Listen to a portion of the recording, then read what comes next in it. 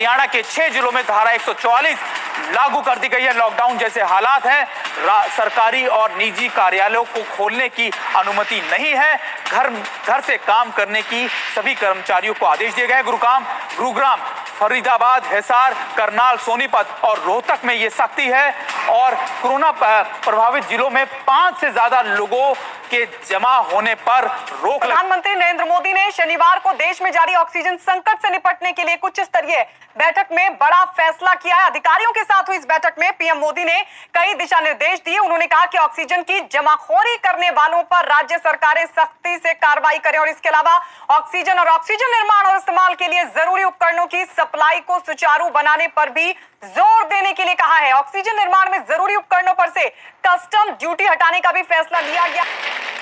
और इस वक्त की बड़ी खबर आपको बता दें, दिल्ली से इस वक्त की बड़ी खबर मिल रही है। दिल्ली में ऑक्सीजन की किल्लत की वजह से 2 अस्पतालों ने कोरोना बेड में कटौती कर दी है। राजीव गांधी सुपर स्पेशलिटी अस्पताल में बेड कम किए गए हैं, 250 बेड कम किए गए हैं। यहाँ पहले 650 बेड पर कोरोना का इलाज हो रहा था और अब इस अस्पताल में 350 बेड ही रह गए। जबकि जीडीबी अस्पताल में भी बड़ी कटौती, 800 बेड की कटौती की गई है और यहाँ पर 1500 बेड पर पहले कोरोना मरीजों का इलाज हो रहा था, लेकिन अब जीडीबी अस्पताल में 700 बेड पर कोरोना मरीजों का इलाज हो रहा है। यानी बड़ी कटौती, दिल्ली के 2 बड़े अस्पतालों में कोरोना बेड्स में कटौती कर दी गई है। और वजह जो बताई जा रही है वो ये कि ऑक्सीजन की किल्लत की वजह से बेड्स की संख्या में कटौती। केजरीवाल ने सभी मुख्यमंत्रियों को चिट्ठी लिखी है। केजरीवाल ने ऑक्सीजन सिलेंडर के लिए मदद मांगी है। दिल्ली में मेडिकल ऑक्सीजन का उत्पादन नहीं होता, कहा है उन्होंने।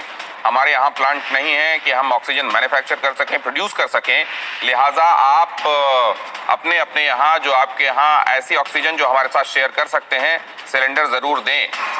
दूसरे राज्यों के मुख्यमंत्रियों से दिल्ली के मुख्यमंत्री ने मदद की गुहार लगाई है। मुख्यमंत्रियों से कहा है कि आप दिल्ली की मदद करें, ऑक्सीजन सिलेंडर्स भेजें, हमारे यहाँ उत्पादन के लिए कोई प्लांट नहीं है। और अगली अहम खबर भी आपको बता दें, दिल्ली में ऑक्सीजन का भारी संकट दिखाई दे रहा है। दिल्ली के बदरपुर ऑक्सीजन प्लांट पर भीड़ ही भीड़ नजर आती है। रोज 5000 से ज्यादा लोग ऑक्सीजन लेने के लिए पहुंच रहे हैं। यहाँ एम्बुलेंस से लेकर और दूसरे आम लोगों तक ऑक्सीजन के लिए भीड़ दिखाई दे रही है। जम्मू कश्मीर में कोरोना कर्फ्यू का ऐलान कर दिया गया है। जम्मू कश्मीर में 26 अप्रैल सुबह 5 बजे तक अब कोरोना कर्फ्यू रहेगा, इसका ऐलान करा गया है। आंध्र प्रदेश में आज से नाइट कर्फ्यू लगा दिया गया है। ये देखिए इस वक्त की बड़ी खबर। कर्फ्यू रात 10 बजे से सुबह 5 बजे तक लागू रहेगा। जरूरी और इमरजेंसी सेवाओं में छूट रहेगी। आंध्र प्रदेश में 24 घंटे में करीब 12,000 केस सामने आए हैं। एक दिन में 38 मरीजों ने वहां दम तोड़ा है।